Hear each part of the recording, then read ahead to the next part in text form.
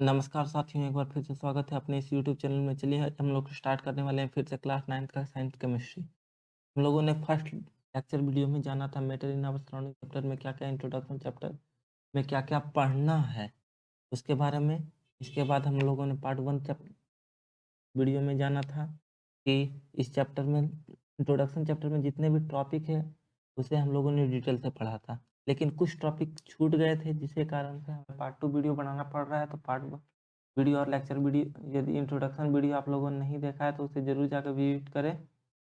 उम्मीद करते हैं यहाँ तक आप हमारी बातों को समझेंगे। उसके बाद चलिए पार्ट 2 वीडियो को स्टार्ट करते हैं। पार्ट 1 वीडियो आप लोग ज़रूर विजिट करें। पार्ट 2 वीडियो में हम लोग matter in our surrounding chapter को फिर से पढ़ने जा रहे हैं। पार्ट 2 वीडियो चलिए स्टार्ट करते हैं। हम लोग जैसा कि जानते हैं matter in our surrounding chapter में स्टेट ऑफ मैटर को 3 कैटेगराइज में बाँटा गया था। पहला था सॉलिड, दूसरा था लिक्विड और तीसरा था गैस। पहला था क्या? सॉलिड, दूसरा था लिक्विड और तीसरा था गैस। सॉलिड को हम लोग ठोस बोलते थे, लिक्विड को हम लोग द्रव्य बोलते थे और गैस को हम लोग गैस ही बोलते थे। लेकिन matter of state of matter में चौथा भी एक जुटा है, जिसे हम लोग प्लाज्मा कहते हैं। चलिए हम लोग प्लाज्मा के बारे में बाय डेफिनेशन समझते हैं और एग्जांपल लेते हैं। टी नॉट ए आयोनाइड, ये ionized hot ionized gas, it is a hot ionized gas. ये एक हॉट आयोनाइड गैस है consisting of equal number of positively charge ion.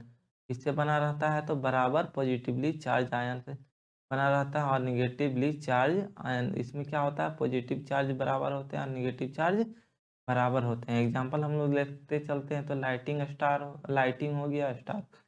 हमारे आसपास जितना भी लाइट होता है आता है वो लाइटिंग हो गया, या फिर रात में जो स्टार की रोशनी हमें मिलती है वो भी प्लाज्मा के कारण ही मिलती है। स्टार जितना चमकता है वो प्लाज्मा के कारण ही चमकता है। उम्मीद करते हैं यहाँ तक समझे होंगे। चलिए हम लोग चलते हैं पांचवा स्टेट ऑफ मैटर में।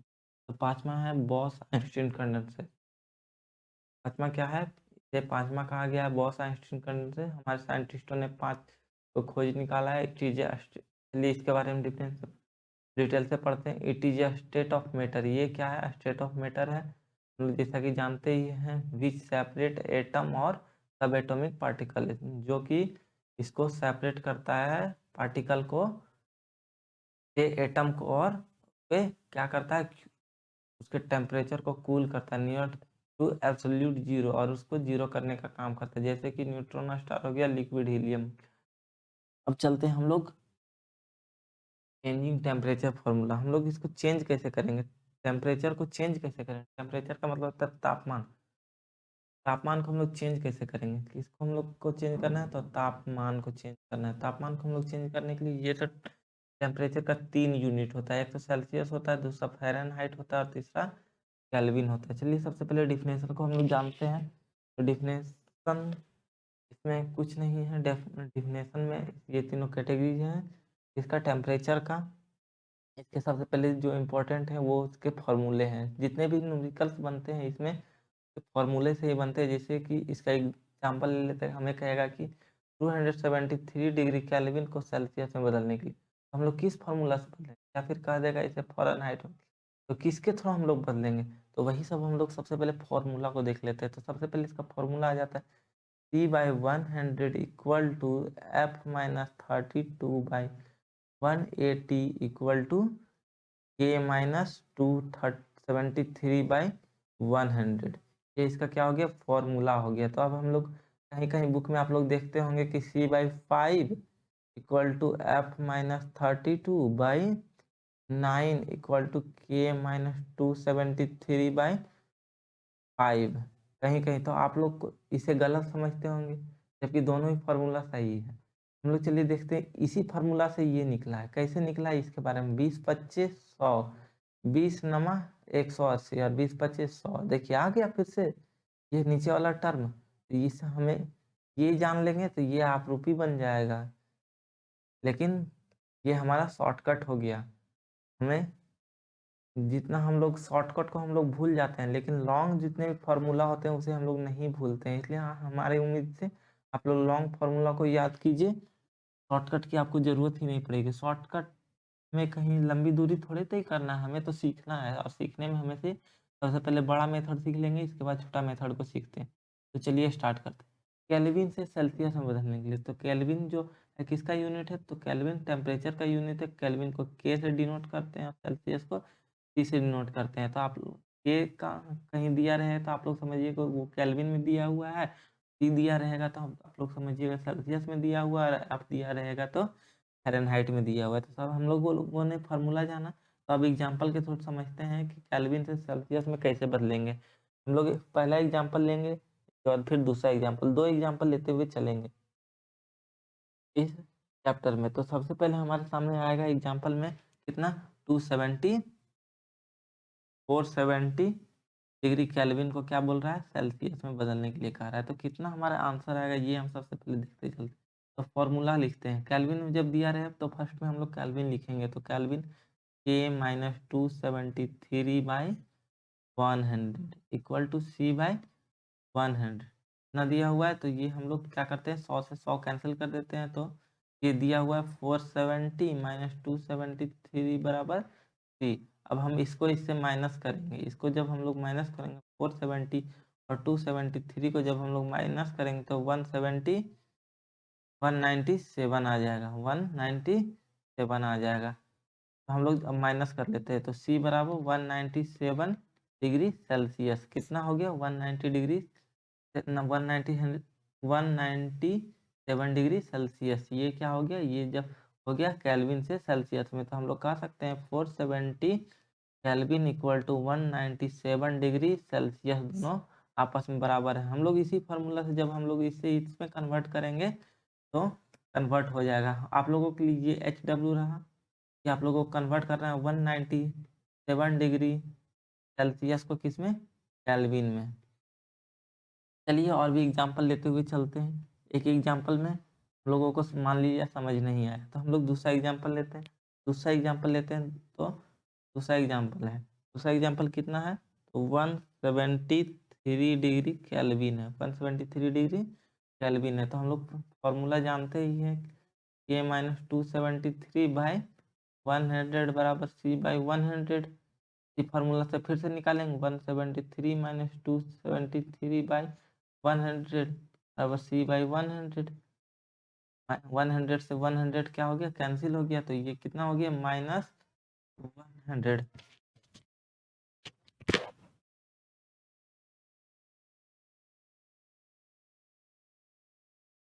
जब हम लोग -100 डिग्री सेल्सियस आंसर लाए हैं तो ये क्या हो गया, सेल्सियस में हमारा आंसर आएगा। क्या चीज़ में आएगा आंसर, तो ये हमारा सेल्सियस में। तो हम लोग कह सकते हैं 173 degree Kelvin equal to -100 degree Celsius.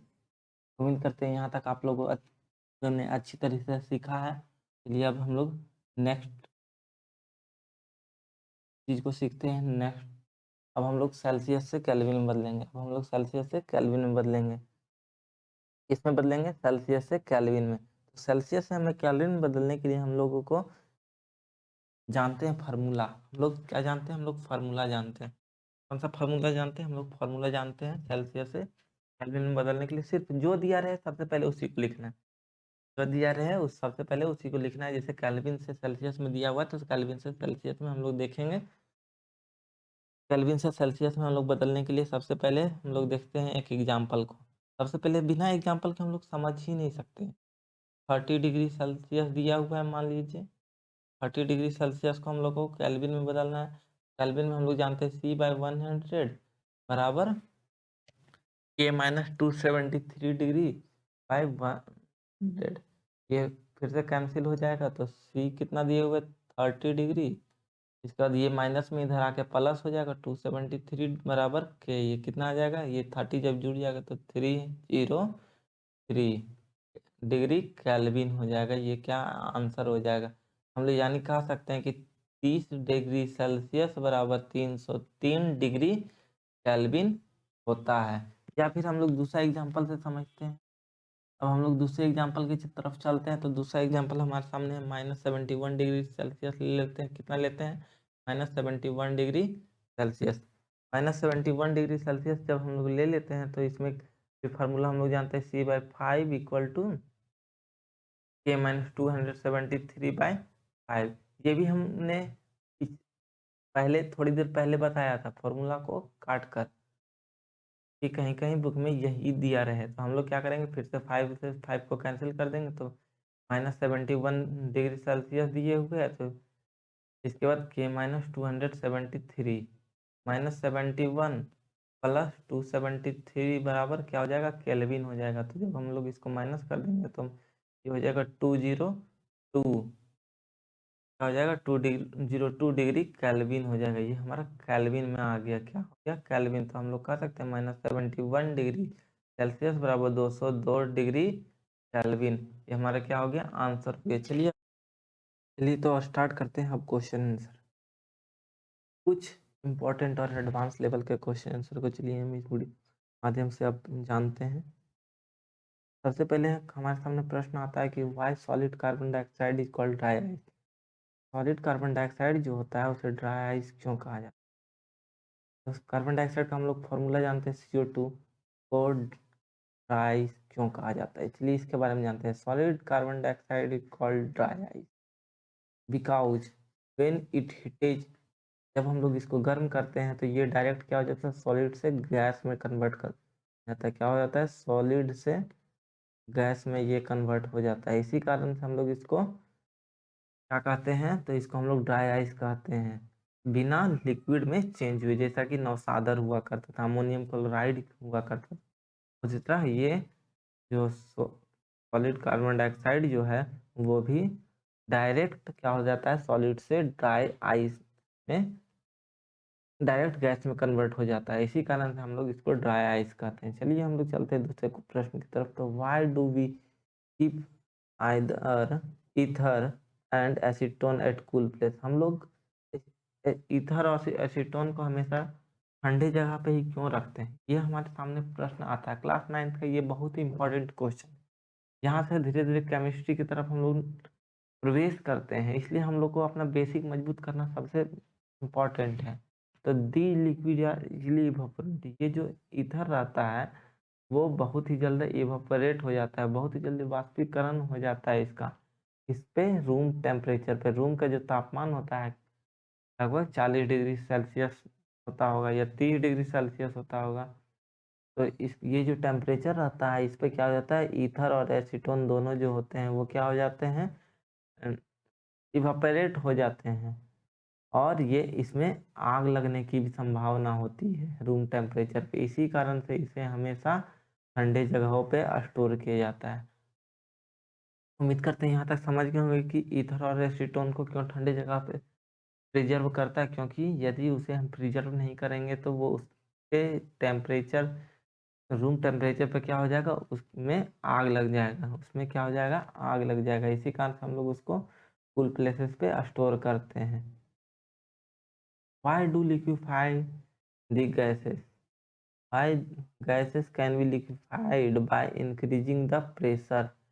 जब हम लोग गैस पे बहुत अत्यधिक प्रेशर लगाते हैं तो वो क्या हो जाता है, वो गैस में कन्वर्ट हो जाता है। गैस क्या हो जाता है, लिक्विड में कन्वर्ट हो जाता है और उसका टेम्परेचर भी जो होता है क्या हो जाता है, घट जाता है। Increasing the pressure will bring the particle closer. जब हम लोग उस पर वजन लगा दबाते हैं तो क्या हो जाता है, उसका जो पार्टिकल रहता है नज़दीक हो जाता है। Couch of the particle to be lose energy, उसका क्या हो जाता है, एनर्जी लूज हो जाता है। Then the space between the particle decreases, और उसका जो स्पेस रहता है पार्टिकल के बीच में वो क्या हो जाता है, घट जाता है। इसी कारण से वो क्या होता है, लिक्विड फॉर्म में बदल जाता है। हमारे घर में जो LPG गैस होता है वो भी क्या होता है, लिक्विड फॉर्म में होता है। उसे भी क्या होता है, कंप्रेस किया जाता है। क्या किया जाता है, उसे भी कंप्रेस किया जाता है, उसे भी कंप्रेस करके लिक्विड फॉर्म में बनाया जाता है। इसका नाम ही है लिक्विफाइड पेट्रोलियम गैस या liquid petroleum gas. Liquid petroleum gas मतलब पेट्रोलियम के जो भी खनिज से निकलता है जो गैस, तो हम लोग पेट्रोलियम गैस कहते हैं। लेकिन जब उस गैस को कन्वर्ट किया जाता है किसमें, लिक्विड में, तो हम लोग तो लिक्विफाइड पेट्रोलियम गैस कहते हैं। वाई डू वियर क्लॉथ, हम लोग गर्मी के सीजन में हमेशा सूती वस्त्र पहनना क्यों पसंद करते हैं, ये हमारे सामने एक बहुत बड़ा प्रश्न है। आप लोग कहते होंगे हमारे गांव में या फिर हमारे आपके आस-पड़ोस के गाँव में या आपके दादाजी, माता-पिता लोग कहते होंगे कि अरे बेटा गर्मी का दिन आ गया है तो अब सूती वस्त्र पहनो, सूती कपड़ा पहनो। इससे होता क्या है सूती कपड़ा पहनने पे इतना हमारे गार्जियन जोर क्यों देते हैं? During summer season summer season में क्या होता है हमारे शरीर से पसीना निकलता है। स्वेट मतलब पसीना निकलता है और हमारे जो कपड़े रहते हैं उसको क्या करता है अधिक मात्रा में निकलने के कारण वो हमारे कपड़े को क्या करता है पसीना भिगा देता है। क्या करता है? भिगा देता है और उसका जो आउटर मोस्ट ऑर्बिट रहेगा ऊपर से तो धूप भी पड़ रहा है, जब धूप पड़ता है तो वो क्या होता है इवापोरेट होता है। इवापोरेट होगा तो हमारे जब वो टेम्परेचर इवापोरेट होगा, वो लिक्विड हमारा जो स्वेट है वो क्या होगा इवापोरेट होगा तो क्या होगा वहाँ पर ठंड हमें महसूस होगी। इसी कारण से गर्मी के दिनों में शरीर हमारे गार्जियन जो होते हैं वो क्या कहते हैं कि गर्मी के दिनों में हमें हमेशा कॉटन के कपड़े पहनने चाहिए। उसमें क्या होता है कि इवेपोरेट जब होता है तो हमारे शरीर पे हमें ठंड महसूस होती है। जैसे कि हम लोग देखते हैं हमारे हाथों में सैनिटाइज़र ले लेते हैं, इसके बाद जब हम लोग उस पे फूँक मारते हैं या थोड़ी देर के बाद उस पे क्या हो जाता है वो हमारे शरीर के जिस भाग पर सैनिटाइज़र गिरता है वो कुछ देर के बाद वहाँ पर ठंड हमें महसूस होती है। क्यों? क्योंकि वो भी वहाँ का जो पार्ट होता है वो भी इवापोरेट हो जाता है, जिसके कारण से हमें वहाँ पर ठंड महसूस होती है। चलिए हम लोग नेक्स्ट क्वेश्चन की तरफ बढ़ते हैं। तो कहता है कि why ice cool better than water at 0 degree Celsius? Why ice at 273 more effective in cooling than water at same temperature? ये हमारे सामने एक क्वेश्चन है। तो हमारे सामने क्वेश्चन है, तो हम लोग इसका आंसर देखते हैं। Ice at 273 Kelvin would absorb latent heat उसका क्या करता है fusion as well as the heat energy, but water 273 Kelvin would just absorb heat energy. जो हीट एनर्जी को क्या करता है वो एब्जॉर्ब करता है। It means ice absorb heat as compare to water at same temperature. Ice जो रहता है हीट को क्या करता है एब्जॉर्ब करता है पानी की तुलना में। इसी कारण से कहता है पानी के जगह बर्फ को इस्तेमाल करना चाहिए। ठीक है, 0 डिग्री पे क्या हो जाता है बर्फ पानी में बदल जाता है। लेकिन इसमें एक क्वेश्चन इंपॉर्टेंट पूछता है कि किस तापमान पर सबसे ज़्यादा पानी का घनत्व होता है? तो वो हम लोग का किस टेम्परेचर पे होता है? तो 4 डिग्री सेल्सियस पे होता है। किस पे होता है? 4 डिग्री सेल्सियस पे सबसे अधिक पानी का क्या होता है? घनत्व होता है, डेंसिटी होता है। तो हम लोग सबसे लास्ट क्वेश्चन को पढ़ते हैं कि what produces more severe burn boiling water और steam? Steam produces more severe burn. Steam जो होता है ज़्यादा हमें जलन उत्पन्न करती है as compare to hidden latent heat. ज़्यादा इसका लेटेंट हीट ऑफ वेपराइजेशन की तुलना में। But water does not have hidden heat. ये जो गैस होता है बॉइलिंग जो हमारा जलन महसूस होता है वो किस स्टीम में जब हम लोग का गैस का स्टीम हमारे हाथों पे पड़ जाता है तो हमें ज़्यादा जलन महसूस होता है as compare of boiling water. क्यों? क्योंकि स्टीम में लेटेंट हीट मौजूद हो जाता है। जैसे कि हम लोग एक एग्जांपल देते चलते हैं, आप लोग घर पे रोटी ज़रूर बनाते होंगे। यदि रोटी बनाते हैं, जो लड़के रूम लेकर आते हैं वो तो रोटी ज़रूर बनाते हैं। जब आपकी रोटी फूलने लगती है तो क्या होता है जब हम लोग उसको फुचकारते हैं तो होता है वहाँ से एक साइड से गैस निकलता है। यदि वो हमारा साइड से जो गैस वो हमारे अंगूठे पे पड़ जाती है तो क्या हो जाता है वहाँ पर का टेम्परेचर घट जाता है और हमें वहाँ पर जलन महसूस होने लगती है और काफ़ी देर तक होता है। जबकि गर्म वहाँ पर पानी जब भी चला जाता है तो थोड़ी देर के बाद वो ठंड हो जाती है। बट ये स्टीम वाला जो होता है ज़्यादा देर तक हमें उस पे जलन महसूस होता है।